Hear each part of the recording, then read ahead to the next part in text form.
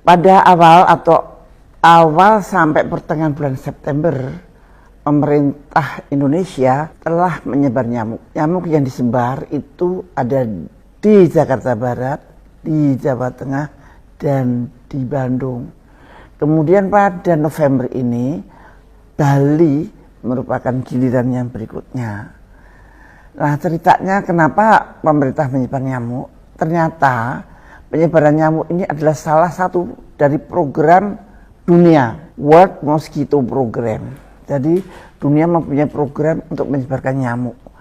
Nyamuk itu direkayasa genetika, jadi jinnya yang direkayasa dan disuntik dengan Walbohia. Mereka mengklaim dan sudah dibuktikan, mereka sudah membuktikan dalam penelitian dengan para ahli dari UGM bersama-sama dengan dari luar, mengatakan bahwa nyamuk yang direkayasa genetika dan disuntik Walbohia tersebut terbukti bisa menurunkan 77% angka kesakitan demam berdarah di wilayahnya. Ini sangat luar biasa.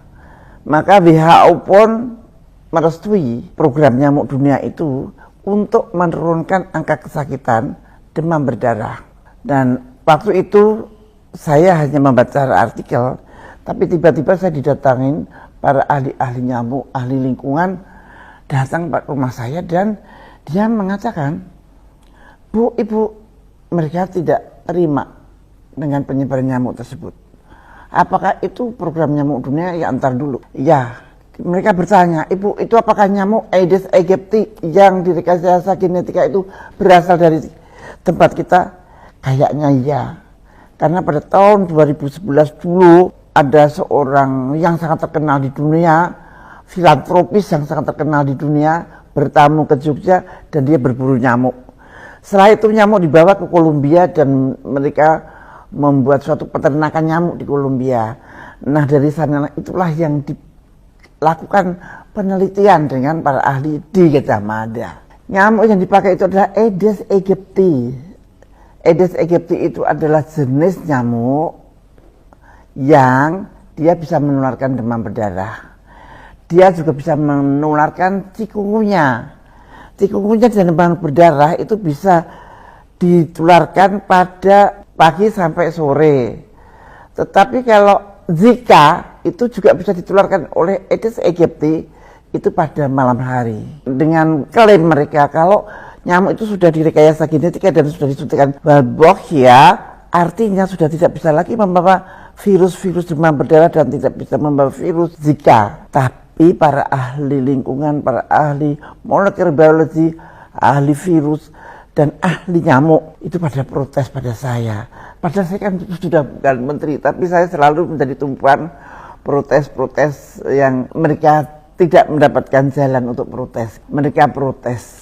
Ibu, apakah sudah tahu efek jangka panjangnya? Saya jawab belum, karena setiap penelitian dengan nyenggol-nyenggol jin, nyenggol-nyenggol genetik itu errornya tidak bisa kita ketahui sekarang juga. Kita baru bisa tahu antara 2 tahun dan 10 tahun yang akan datang. Kemudian yang ahli ekologi, apakah Anda tahu Ibu bahwa nyamuk itu bagian daripada rantai ekologi yang sudah berlangsung di dunia ini, dan biasanya Tuhan menciptakan itu seimbang. Kenapa sekarang nyamuk itu akan dimusnahkan dengan cara seperti itu dan direkayasa genetika yang seperti itu? Karena dengan direkayasa genetika dan di Walbohia itu mereka juga mengklaim tidak akan bisa berkembang lagi gitu.